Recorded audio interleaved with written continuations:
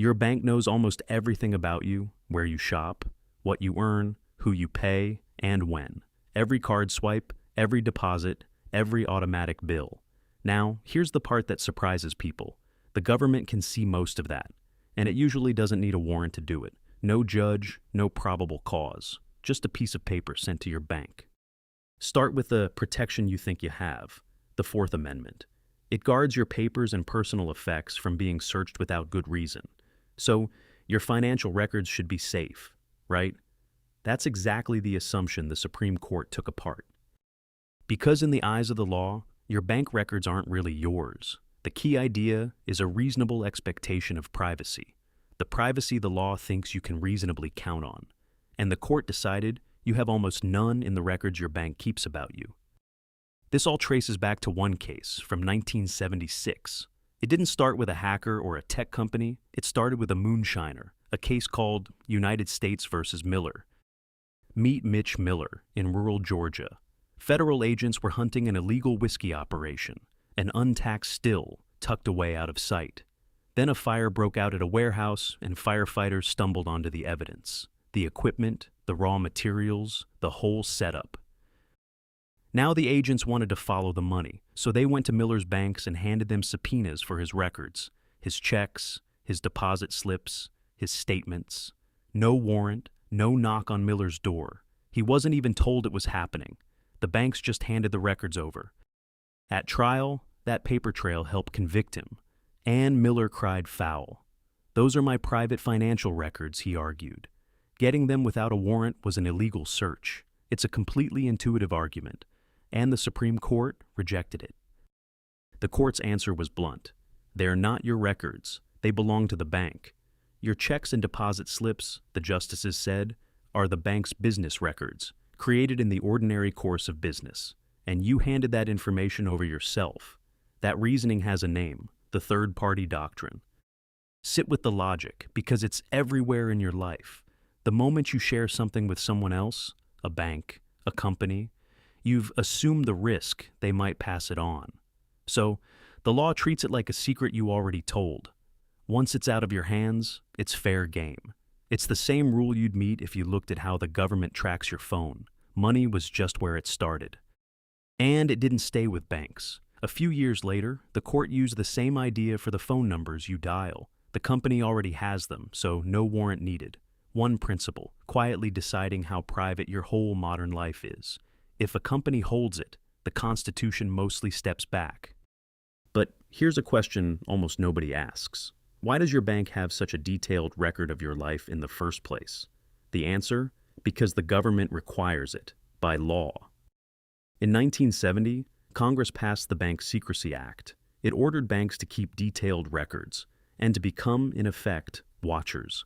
The idea was to fight organized crime and money laundering by following the paper, but it turned your bank into a reporting agent for the government.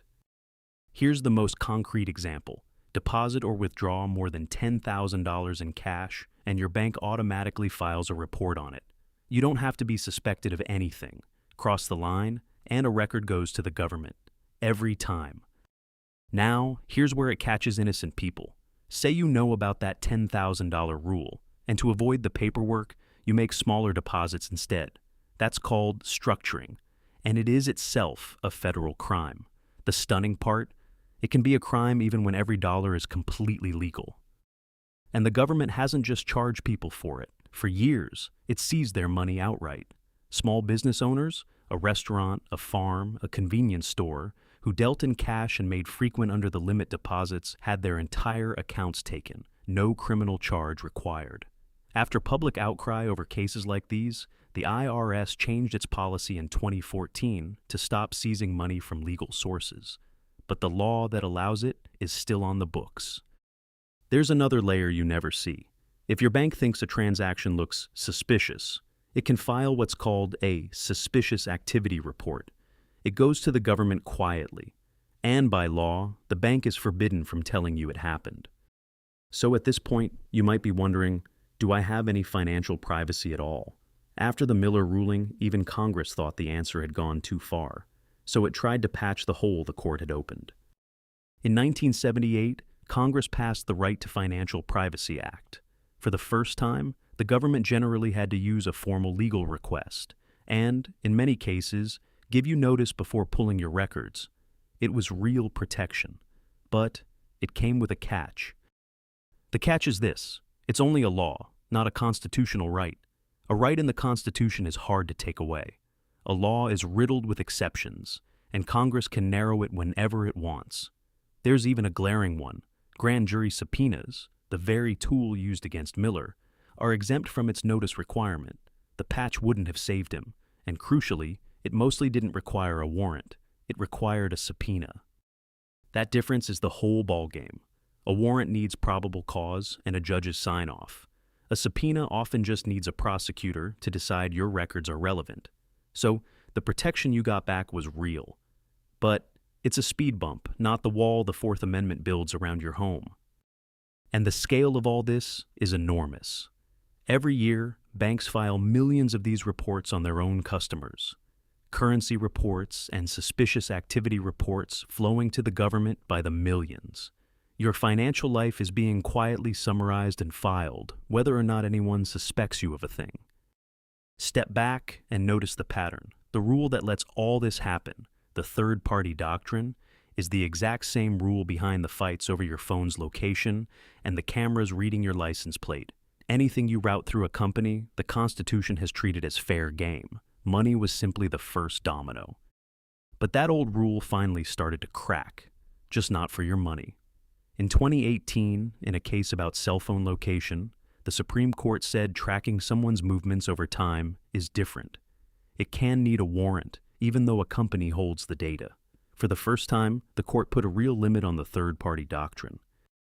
Here's the twist, though. That same ruling went out of its way to say it was not touching bank records. Miller still stands. Your location got new protection. Your finances did not.